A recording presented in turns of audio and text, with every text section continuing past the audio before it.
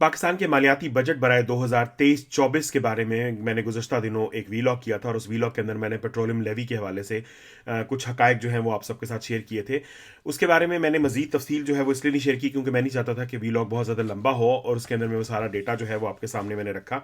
इस दफ़ा हुकूमत ने बड़ी चालाकी की है बजट के हवाले से।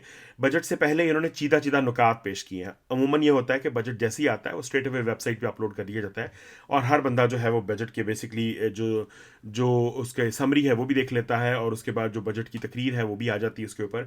और बजट जो है वो बेसिकली इसका जो डॉक्यूमेंट है वो सारा का सारा आप देख सकते हैं। अब जिस दिन बजट पेश हुआ है उस दिन की रात तक अगले दिन सुबह तक तकरीबन जो है वो वेबसाइट के ऊपर बजट डॉक्यूमेंट अवेलेबल नहीं था। इन्होंने जो टॉकिंग पॉइंट्स हैं वो उर्दू और अंग्रेजी में भिजवाएं हैं ताकि उसके ऊपर चैनल स्टिकर चला सकें। अब मैं ये कहना चाह रहा हूं कि बुनियादी तौर पर पाकिस्तान के अंदर अगर पेट्रोलियम लेवी दें तो पौने 900 अरब की एक पेट्रोलियम लेवी जो है वो हुकूमत पाकिस्तान पाकिस्तान के शहरियों से ले रही है। पेट्रोल ऑलरेडी महंगा है, यानी कि जो जो पेट्रोलियम की मसनूआत हैं वो ऑलरेडी महंगी हैं। उसके ऊपर हुकूमत तकरीबन 50 और इस साल जो है वो 70 अरब के करीब महीने का लोगों के खून चूस के उसमें से पैसा निकालेगी। अब सवाल ये पैदा होता है कि एक तरफ जो आपके गिमिक्स हैं कि हमने जी 4 अरब जो है वो यूथ सब्सिडी दे दी, 6 अरब की वो वाली सब्सिडी दे दी, 2 अरब की वो वाली सब्सिडी दे दी। प्रॉब्लम यह है कि इस सारी गिमिकरी का मकसद क्या है। अब अगर आप मिसाल के तौर पे हुकूमत जो है वो जेन्युइनली अगर अवाम के मफाद के लिए, अवाम के हक के लिए, अवाम के बारे में वरिड है और समझती है कि अवाम के मफाद के लिए वो बजट पेश करना चाहती है, तो मेरा सवाल ये पैदा होता है कि इतनी बड़ी सब्सिडी की ज़रूरत क्या है। यानी अगर मिसाल के तौर पे मैं बेसिक कैलकुलेशन करूं और बेसिक कैलकुलेशन के अंदर यानी मुझे कोई लंबा चौड़ा हिसाब करने की ज़रूरत नहीं है, तो अगर हम देखें तो अगले साल पाकिस्तानी अवाम 72 अरब रुपए की हर महीना जो भत्ता है वो इस फेडरल गवर्नमेंट को देंगे पेट्रोलियम की मसनूआत के ऊपर। अगर हम ऑयल की प्राइस देखें तो 70 के आसपास ऑयल की प्राइस जो है वो इस वक्त चल रही है। अब पेट्रोलियम लेवी जो है वो बुनियादी तौर पे एक ऐसा भत्ता है, क्योंकि जाहिर बात है ये टैक्स नहीं है और ये इस टैक्स का पाकिस्तानी अवाम के जो डायरेक्ट जो उनको हिस्सा मिलता है, सूबों को हिस्सा मिलता है, उसके अंदर इसका कोई रोल नहीं है और ये गुज़श्ता कई सालों से लगाई जा रही है। इस सारी का फ़ायदा अवाम को बराह रास्त क्या है। अब मसलन 1074 की सब्सिडी रखी गई है, 1000 बिजली गैस और दीगर शोबजात के लिए 1074 अरब रुपए की सब्सिडी रखी है। अब सवाल ये पैदा होता है कि आप एक तरफ सब्सिडी दे रहे हैं 1074 की, दूसरी तरफ आप तकरीबन इतना ही पैसा आवाम से लेवी की मद में ले रहे हैं। तो ये गिमिकरी नहीं, तो ये नहीं कि किसको बुद्धू बना रहे हैं आप। सवाल ये पैदा होता है कि अगर आप 1074 की सब्सिडी, और सिर्फ मैंने पेट्रोलियम लेवी की बात की है, जो गैस के ऊपर, एलपीजी के ऊपर लेवी है वो अलहदा है, उसके अलावा जो दूसरी प्रोडक्ट्स हैं उनके ऊपर लेवीज अलहदा हैं। अब मैं पौने 900 जो तकरीबन आपने पेट्रोलियम लेवी लगाई है, अब वो पेट्रोल की जो कॉस्ट है, जो पेट्रोल स्टेशन पे, फ्यूल स्टेशन पे जो कॉस्ट इंडिविजुअल बियर करता है, अब वो उस पर इफेक्ट करती है। अब जाहिर बात है जब पेट्रोल महंगा होता है तो बहुत सारी और प्रोडक्ट्स महंगी होती हैं, तो एक इन्फ्लेशन का तूफान आता है एक बेसिक स्टेप की वजह से जो हुकूमत ले रही है, कॉन्स्टिट्यूशनल अपनी जो प्रेमिस है उससे आगे जाके ले रही है। तो इसकी ज़रूरत क्या है।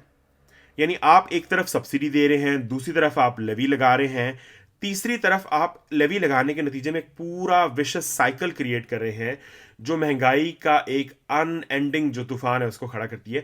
तो मुझे समझ नहीं आती कि इस किस्म की जो ड्रामेटिक्स हैं, इस सारे का मकसद क्या है। अब मुझे इस बात से ये समझ आती है कि हुकूमत बुनियादी तौर पर बजट के ज़रिए सिर्फ़ और सिर्फ आवाम को बेवकूफ़ बनाती है। उसके अंदर जो नंबर्स होते हैं वो घुमा फिरा के पेश किए जाते हैं। At the end of the day हकायक वही होते हैं जो कि आवाम को इवेंचुअली भुगतने पड़ते हैं। जैसा कि मैंने लिखा कि गुज़श्ता बरस दिफाई अखराजात बजट से 73 अरब ज़्यादा थे।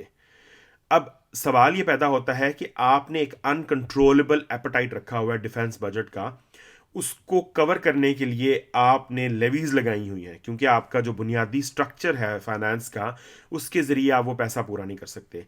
तो क्या जवाज़ ये दुरुस्त है कि आप अपने दिफाई बजट का जो एपेटाइट है, जिसके अंदर आपकी पॉलिटिकल या क्या कह सकते हैं ना मजबूरियां हैं, या आप काणे हैं, या आपको इक़्तिदार किसी ख़ास डील के नतीजे में मिला है, उसके चक्कर में आप आवाम को रगड़ा लगा रहे हैं हर महीने 70 अरब से ज़्यादा का, जो कि अननेसेसरी है। यानी आप रिलीफ तो देंगे या नहीं देंगे वो अलहदा बात है, लेकिन आपने जो एक विशेष साइकिल जो आप इनिशिएट करते हैं, और कहा यह जा रहा है कि 40-50 रुपए से ज़्यादा पेट्रोल की जो है कीमतें जो हैं वो बढ़ेंगी इस लेवी के नतीजे में, क्योंकि पिछले साल जो है वो 500 अरब से ज़्यादा का इकट्ठा हुआ था लेवी। इस साल जो है वो 950 है, तो अब देखें कितना इकट्ठा होता है, और इसका इवेंचुअली जो इफेक्ट है वो आप सबके सामने नजर आता है। तो मैं ये समझता हूँ कि इन तमाम गिमिक्री और इन तमाम जो थिएट्रिक्स हैं इनसे बाहर निकल के रियलिस्टिक किस्म की अप्रोच अपनाई जानी चाहिए, और आवाम को बताया जाना चाहिए कि ये पैसा कहाँ जा रहा है। और पहले नंबर पे एक पैसा जिसका कोई जवाज नहीं है, क्योंकि आप एक तरफ सब्सिडी दे रहे हैं, दूसरी तरफ आप दूसरी जो है रिलीफ के नाम पे बातें कर रहे हैं, तो आप ये एक बुनियादी रिलीफ क्यों नहीं दे रहे जिससे आम आदमी की ज़िंदगी के ऊपर एक स्ट्रेट अवे फ़र्क पड़ जाता है।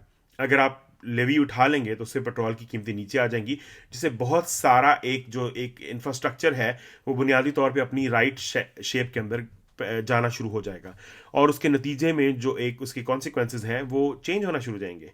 लेकिन ये करना, I don't know why it has to B.